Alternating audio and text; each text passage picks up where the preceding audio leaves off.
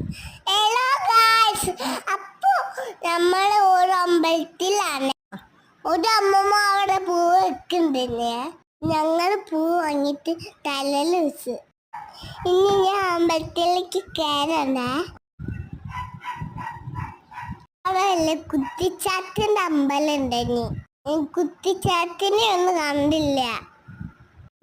കാട്ടിൻ്റെ ഉള്ളിലേക്ക് ഒക്കെ നോക്കി.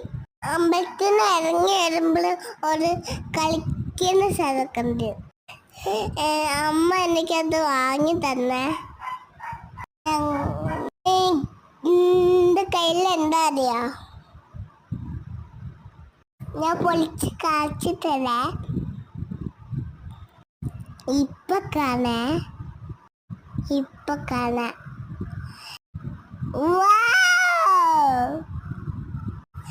ഇതാണ് ഞാൻ വാങ്ങി.